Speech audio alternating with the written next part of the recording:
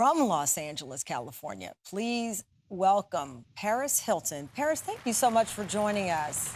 Thank you so much. I got to tell you, when you look back at the impact that you had with revealing this painful secret in the documentary, did you envision it playing out this way, that you would end up testifying before legislators, that, I mean, really, folks would stop and listen and want change based on you being so vulnerable with what happened?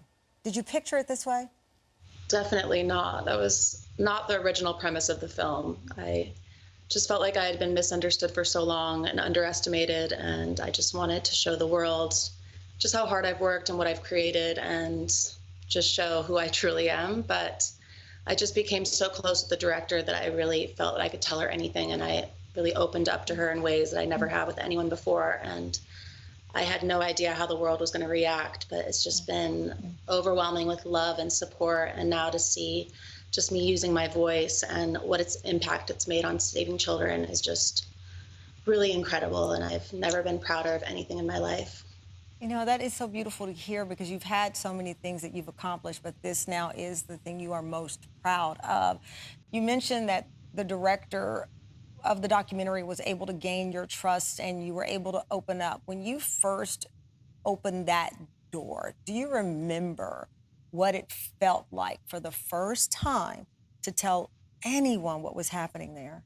It was very traumatic just to relive that, because it was just something that was so painful. So to think about it again and speak about it was just very scary. But also, after speaking about it with her, several times, I ended up just feeling healing from it. It was very therapeutic to just let that all go and speak about it, because I think when you hold trauma in for so long, it really affects you. And I just had severe nightmares since I was 16 years old, had not been able to sleep.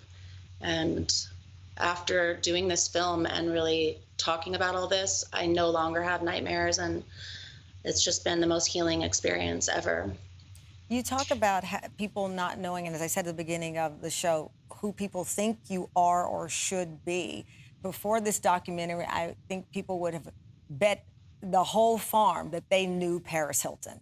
That we've seen you so many times in the press. And, I am a huge fan of the song Star is Blind. I love that song. We knew you. We had your story figured out. And then you drop this bombshell.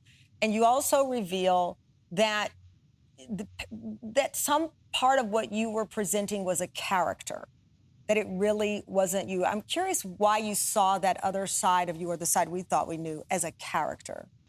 It was just a character I developed while, going through just being abused and traumatic experiences at these schools. I just kind of didn't want to even think about it. And so I kind of just almost invented this character of this, Barbie doll with this fantasy perfect life. And when I got out of there, I made a promise to myself that I was never going to talk about it or discuss it and just act like it never happened. And then I ended up getting this simple life.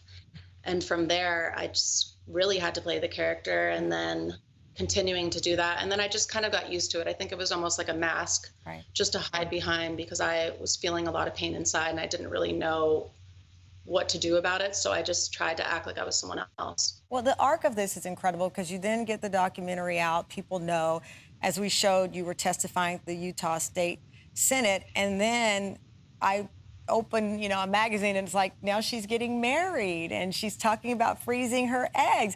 I mean, did all of these great things happening in your life right now, do you think it's connected to shedding those difficult things you needed to let go?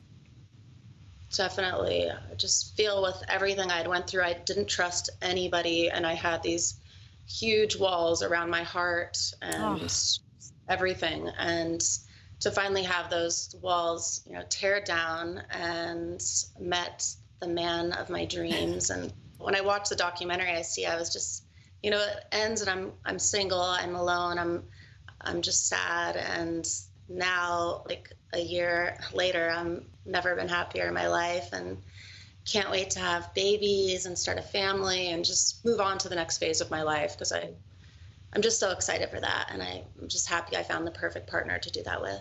I can tell you, you started to light up and smile. And I know the beginning of this interview was difficult. And these are things that you're having to relive and you've talked about, and it's on documentary and it's on a loop, right?